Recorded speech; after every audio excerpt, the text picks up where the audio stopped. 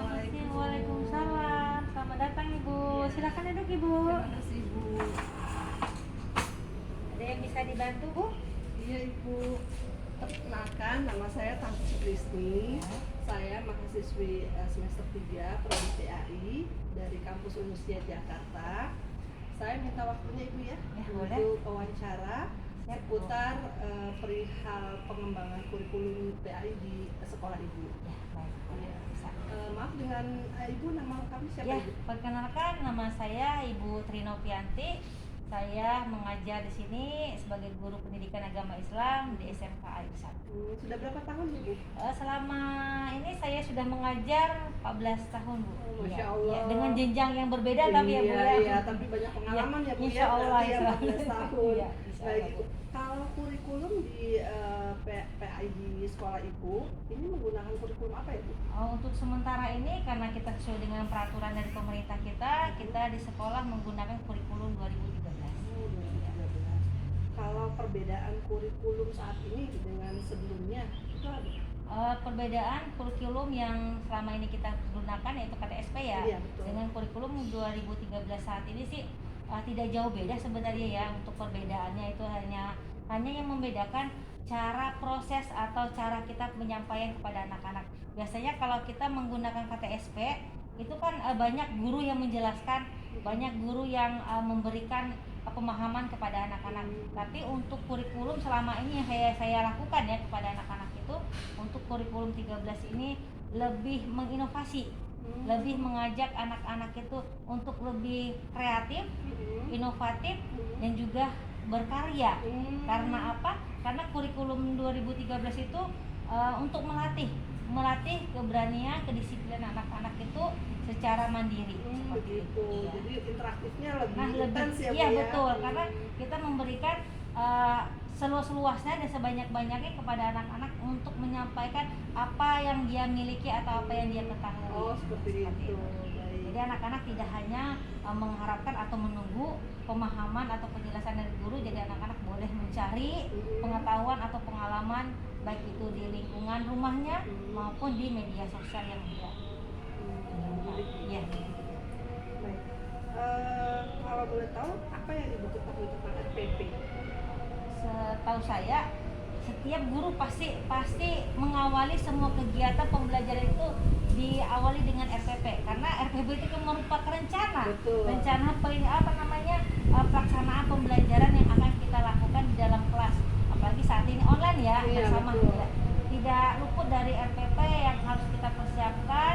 Jadi RPP itu untuk lebih memanage lagi, untuk lebih memfokuskan materi penyampaian yang akan kita berikan kepada anak-anak, jadi supaya apa yang kita harapkan, kita inginkan tersebut tercapai dengan baik. Apa yang Iya. menjadi tujuan Pembelajaran guru, ya pada itu. saat itu. Betul. Jadi kalau kita tidak punya RPP, otomatis ngambang nanti seperti itu. Kalau ada RPP kan ada panduan seperti Iya, itu, benar. rencana, kita rencanakan dulu sebelum mengadakan pembelajaran. Iya, lebih siap gitu ya. Lebih Bu, siap, betul sekali. Baik. Kalau Ibu, apakah ada inovasi pengembangan kurikulum di sekolah Ibu? Kalau di sekolah inovasi berarti berkarya seperti Iya, itu ya, betul. inovasi ya. Kalau di sekolah ada sih, maksudnya kita adakan biasanya berinovasi, membuat sebuah karya, misalkan anak-anaknya, apalagi kalau sekolah menengah ya, anak-anaknya sudah bisa berpikir sendiri atau bisa mengungkapkan dari pengetahuan dan pengalaman dia dalam menyampaikan atau menggambarkan pengetahuan yang dia miliki. Biasanya inovasi yang kita lakukan di sini untuk melihat pemahaman anak-anak itu aja. Sejauh mana Sejauh gitu mana ya, ya. mereka menangkap atau Mengetahui materi yang pembelajaran sudah yang kita diberikan oleh guru ya, gitu seperti ya. Apakah ada upaya peningkatan kompetensi guru PAI di sekolah ini? Nah, biasanya untuk peningkatan kompeten anak-anak itu biasanya kita mengadakan perlombaan biasanya. Perlombaan baik, apalagi kalau HBE ya, hari besar Islam gitu kan, HBE lagi ya, hari besar Hari ya, besar hari besar agama agama Islam. Islam, kita mengadakan perlombaan dan juga kita memberikan ceramah dan juga juga kita memberikan inovasi-inovasi yang lainnya kepada anak-anak. Kalau kompetensi untuk mengembangkan Iya. guru sendiri bagaimana? Kalau kita sendiri gurunya biasanya kita dibekali atau dibantu atau kita diberikan masukan dari pengawas kita.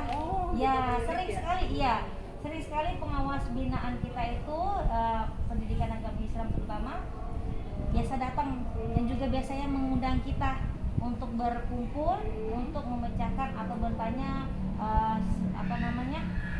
sebatas mana, sejauh mana pengembangan apa yang kita sampaikan kepada anak-anak kita. Kita mendapatkan bimbingan, masukan dari pengawas kita. Itu fungsinya pengawas juga Iya, ya, Bu, ya? jadi ini kita pengawasnya aktif juga sih Bu. Biasanya kalau dulu tidak luring, kalau kita luring biasanya 3 bulan per semester itu ada pertemuan dengan pengawas. Iya. Tapi sekarang kan kita karena daring ya, jadi pengawas ya paling mengadakan Zoom. Zoom meeting kepada kita guru-guru yang 3 ada. bulan sekali juga ya? Enggak, kalau sekarang kan Zoom yang kita jalani per semester jadinya sekarang seharusnya setiap 3 bulan sekarang jadi berkurang di per semester. Untuk melakukan evaluasi terhadap hasil belajar siswa, apa yang Ibu lakukan?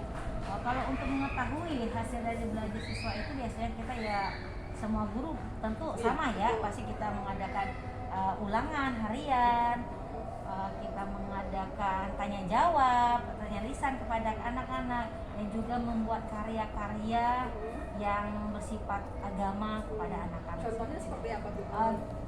PAI biasanya kita membuat misalkan sejarah Islam.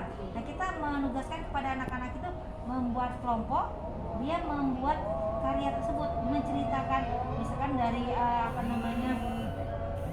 contohnya hari akhir. Nah, bagaimana proses hari-hari itu?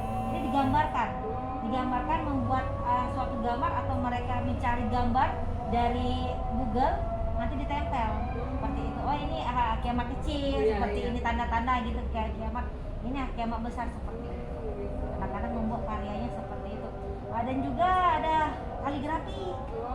Nulis kaligrafi. Kalau biasa kan ada surat Ali Imran misalnya gitu, materi kita suruh anak-anak itu membuat kaligrafi. Jadi melihat potensi anak juga bisa dilihat di sana. Jadi kan walaupun anak-anak SMK juga masih banyak Bu yang belum bisa menulis bahasa Arab. Banyak. Tapi hampir semua sih 65% sih udah bisa anak-anak ya. Dan juga kaligrafi emang belum seindah. Sudah terlatih Iya, betul, yang sudah terlatih, tapi udah mengarah anak-anaknya untuk bisa menulis Arab. Ya, baik.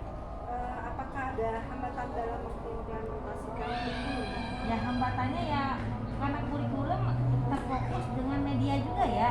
Nah, jadi anak-anak di sini atau kita sebagai guru juga terkendala yaitu tadi mengimplementasikannya ini terkendala dengan sarana dan prasarana kita. Karena tidak semua sekolah, apalagi di Alisa, tidak semua kelas itu mempunyai medianya. Jadi untuk penyampaian kita kepada anak-anak itu juga sedikit sekali, apalagi saat ini PJJ.